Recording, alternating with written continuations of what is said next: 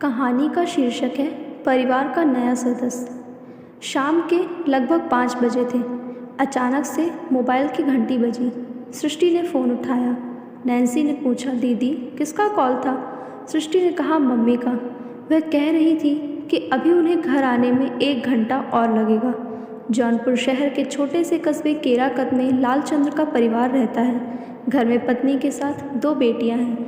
सृष्टि graduation तो वहीं Nancy 11वीं में पढ़ाई कर रही हैं। आज माँ पापा के साथ कहीं बाहर गई हैं। अब दोनों ही उनके लौटने का इंतज़ार कर रही हैं। थोड़ी देर के बाद डोरबेल बजी। नैन्सी ने दरवाज़ा खोला तो मम्मी पापा खड़े थे।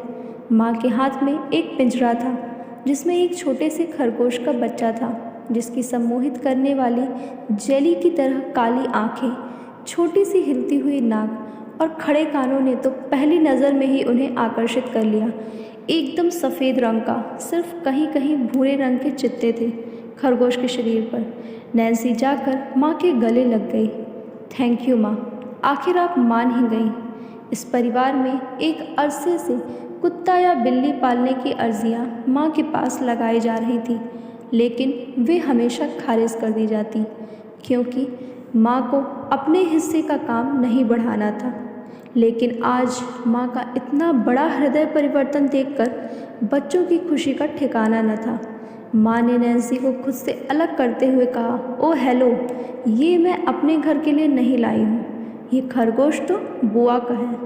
हम आज अपने जिस रिश्तेदार के घर पर गए थे, उनके यहाँ पर खरगोश के बच्चे थे, जिसमें से एक बुआ को चाहिए था, लेकिन अभी वो 1 हफ्ते के लिए अहमदाबाद गई हैं, इसलिए हम इसे अपने घर पर लेकर आए हैं। यह इस घर में सिर्फ 1 हफ्ते का ही मेहमान है।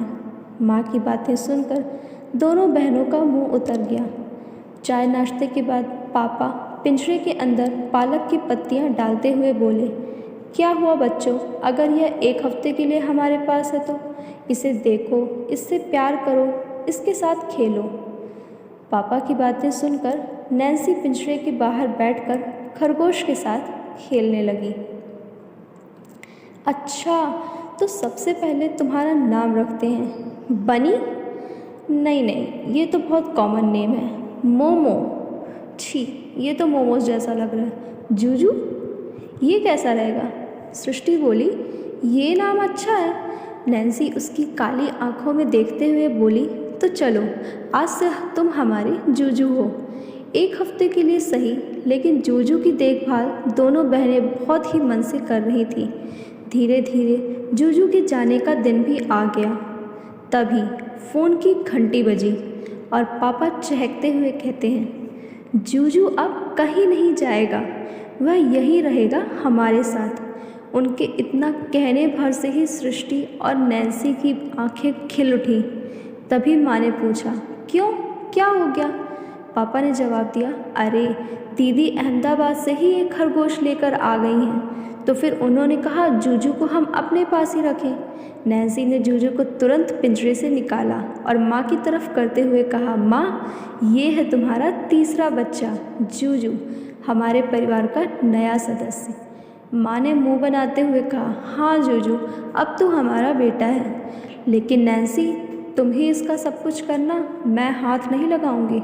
जूजू ने अपने कान हिलाकर घर का नया सदस्य बनने की खुशी जाहिर की।